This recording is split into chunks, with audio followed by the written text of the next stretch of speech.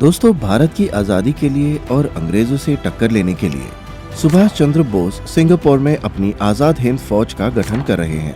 इसी दौरान वो अपनी सेना के मोटिवेशन के लिए एक बटालियन सॉन्ग को सोच रहे हैं कि तभी उनकी आर्मी में शामिल एक बांग्ला महिला एक सॉन्ग को गुनगुनाने लगती है। इस गाने को सुनकर सुभाष चंद्र बोस गौरव से भर जाते हैं, जैसे उन्हें ऐसे ही किसी गाने की तलाश थी। दोस्तों, महिला के द्वारा गुनगुनाया जाने वाला वो सॉन्ग था जन गण मन। जी हाँ दोस्तों, वही रविंद्रनाथ टैगोर द्वारा लिखा गया जन गण मन, जो आज हमारा नेशनल एंथम है। बोस को ये गाना इसलिए इतना पसंद आया क्योंकि इस गाने का मेन थीम था यूनिटी इन डाइवर्सिटी, यानी कि भले ही हम लोग अलग अलग कास्ट, अलग रिलीजन से हैं, लेकिन ये सभी डिफरेंसेस हमारी यूनिटी को नहीं तोड़ सकते। सुभाष चंद्र बोस को ये गाना बहुत पसंद आया और उन्होंने उस वक्त जन गण मन सॉन्ग को आर्मी सॉन्ग बना लिया। लेकिन दोस्तों, ये गाना बंगाली भाषा में था, इसलिए बोस ने इस गाने का अनुवाद हिंदी भाषा में करवाया और तब इस सॉन्ग को शुभ सुख चैन कहा जाने लगा। इसके बाद आगे चलकर यही सॉन्ग भारत का राष्ट्रीय गान बना। लेकिन दोस्तों, जन गण मन के भारत का राष्ट्रीय गान बनने की कहानी इतनी आसान भी नहीं थी, क्योंकि इस सॉन्ग के पीछे कई सारी कंट्रोवर्सीज हुई।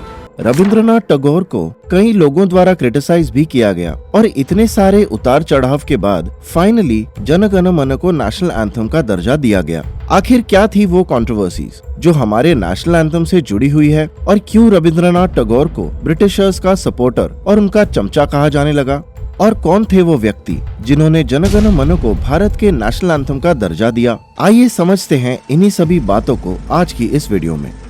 दोस्तों, ये तो सभी जानते हैं कि हमारे देश के राष्ट्रीय गान जन गण मन को रविंद्रनाथ टैगोर द्वारा साल 1911 में लिखा गया था। लेकिन टैगोर द्वारा इस सॉन्ग को लिखे जाने के पीछे एक खास वजह थी। दरअसल हुआ यूं कि साल 1911 में इंग्लैंड के राजा जॉर्ज पंचम को इंडिया का एम्परर बनाया गया था, जिसके बाद वो भारत के हालातों का जायजा लेने लगे और भारत के दौरे पर आए थे। उस वक्त जॉर्ज पंचम के भारत आने से पहले भारत में कुछ चीजों को लेकर तनाव चल रहा था, जैसे कि बिहार और उड़ीसा को बंगाल से अलग करने की मांग जोरों पर थी। तो जब जॉर्ज पंचम भारत आए तो उन्होंने सबसे पहले इस मामले को हल किया और साल 12 मार्च 1912 को बिहार और उड़ीसा को बंगाल से अलग करके पटना को बिहार का कैपिटल बनाया।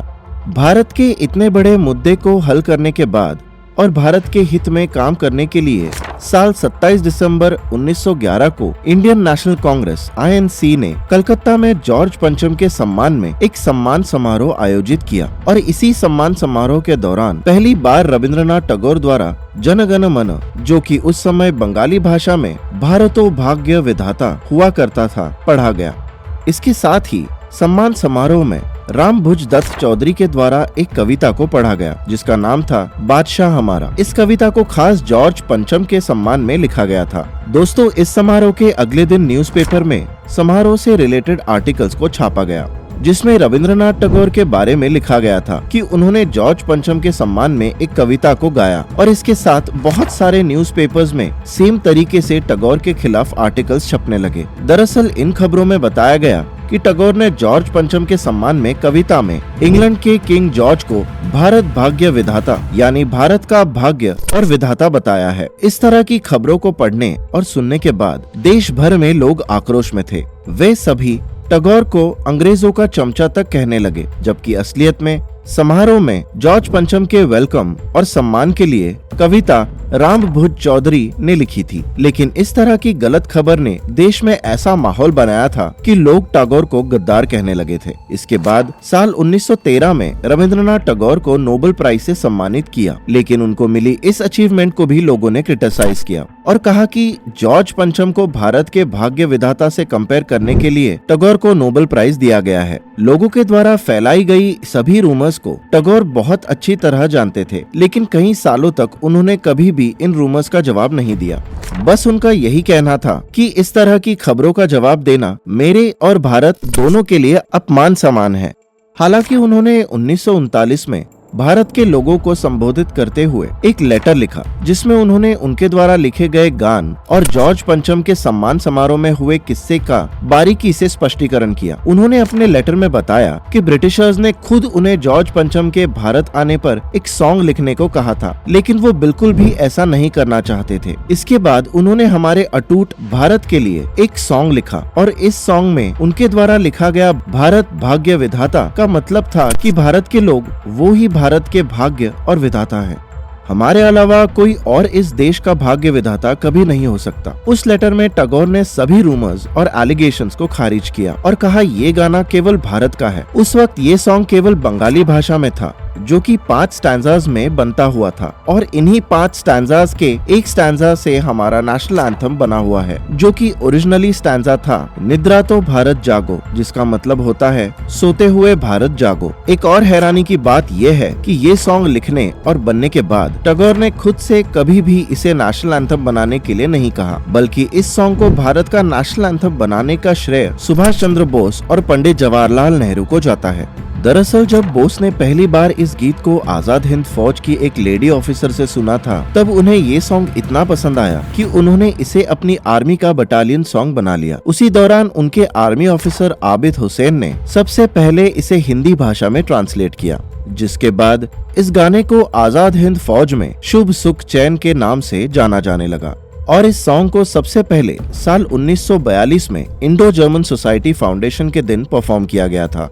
इसके बाद जब 1947 में हमारा देश आजाद हुआ, तो बोस ने भारत के पहले प्रधानमंत्री पंडित जवाहरलाल नेहरू से इस सॉन्ग को नेशनल एंथम बनाने की मांग की। दोस्तों, भारत की आजादी के बाद पंडित जवाहरलाल नेहरू के पास भारत के राष्ट्रीय गान चुनने के लिए मुख्यतः 2 गाने थे, एक जन गण मन और दूसरा बंकिम चंद्र चटर्जी द्वारा लिखा गया वंदे मातरम सॉन्ग। इसके बाद साल 8 मार्च 1948 को जवाहरलाल नेहरू ने गवर्नर्स की मीटिंग में कहा कि भारत का राष्ट्रीय गान ऐसा होना चाहिए जो लोगों को गाने और समझने में आसान हो। इसके साथ ही विदेशों में भी लोग हमारे राष्ट्रीय गान को आसानी से समझ सकें। उनका कहना था कि बंकिम चंद्र चटर्जी का सॉन्ग वंदे मातरम गाने और समझने में बहुत मुश्किल है, जो आम लोगों को समझने के लिए मुश्किल था। फिर इसके बाद सभी से विचार विमर्श करने के बाद आखिरकार 24 जनवरी 1950 को रिपब्लिक डे के 2 दिन पहले इस गीत के एक स्टैंजा को ऑफिशियली ऑन रिकॉर्ड्स हमारा नेशनल एंथम बना ही दिया, जो आज जन गण मन कहलाता है।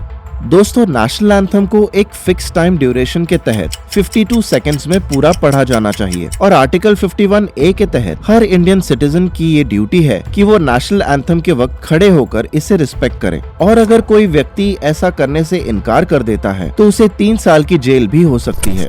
दोस्तों, हमारे देश में कुछ लोग ऐसे भी हैं जो नेशनल एंथम की हिस्ट्री को नहीं जानते। उसके बावजूद ये मानते हैं कि नेशनल एंथम ब्रिटिशर्स के लिए लिखा गया एक वेलकम सॉन्ग था। ऐसे में ये वीडियो उन्हें जरूर शेयर कीजिए और बताइए नेशनल एंथम एक भारतीय द्वारा लिखा गया भारत और भारतवासियों के सम्मान का गीत है कि किसी ब्रिटिशर्स का नहीं। साथ ही और भी ऐसे ही इम्पोर्टेंट और रोचक वीडियोस देखते रहने के लिए सब्सक्राइब कीजिए हमारे चैनल रेडी स्टडी नॉलेज को और बेल आइकन दबाना न भूले, ताकि हमारी वीडियोस से जुड़ी सभी अपडेट्स सबसे पहले आप तक पहुंच सके। तब तक के लिए अलविदा। जय हिंद, जय भारत।